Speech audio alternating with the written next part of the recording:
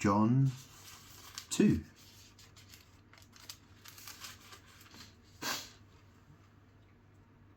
On the third day, a wedding took place at Cana in Galilee. Jesus' mother was there, and Jesus and his disciples had also been invited to the wedding. When the wine was gone, Jesus' mother said to him, "They have no more wine."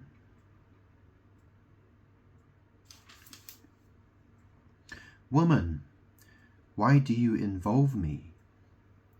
Jesus replied, "My hour has not yet come." His mother said to the servants, "Do whatever he tells you." Nearby stood 6 stone water jars, the kind used by the Jews for ceremonial washing, each holding from 20 to 30 gallons. Jesus said to the servants, "Fill the jars with water," so they filled them to the brim. Then he told them, "Now draw some out and take it to the master of the banquet." They did so, and the master of the banquet tasted the water that had been turned into wine. He did not realize where it had come from, though the servants who had drawn the water knew. Then he called the bridegroom aside and said, "Everyone brings out the choice wine first, and then the cheaper wine after the guests have had too much to drink. But you have saved the best till now."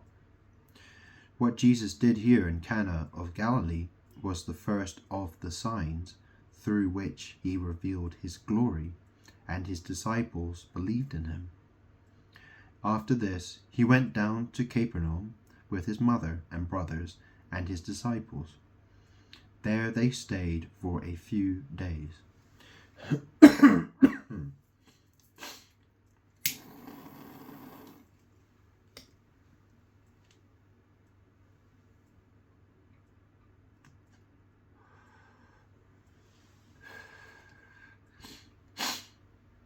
When it was almost time for the Jewish Passover, Jesus went up to Jerusalem.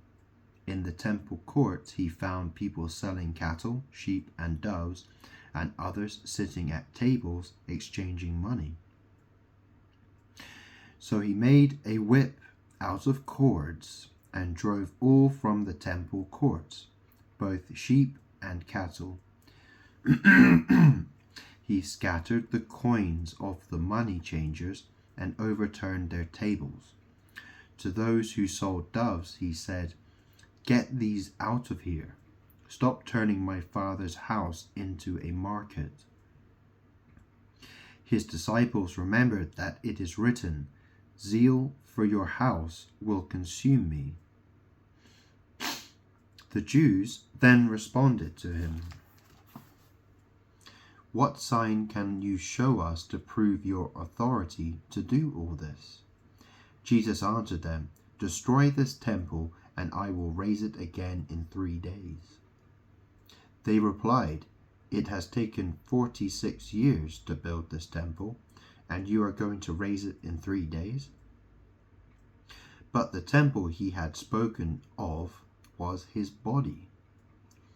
After he was raised from the dead, his disciples recalled what he had said. Then they believed the scripture and the words that Jesus had spoken. Now, while he was in Jerusalem at the Passover festival, many people saw the signs he was performing and believed in his name. But Jesus would not entrust himself to them, for he knew all people. He did not need any testimony about mankind, for he knew what was in each person.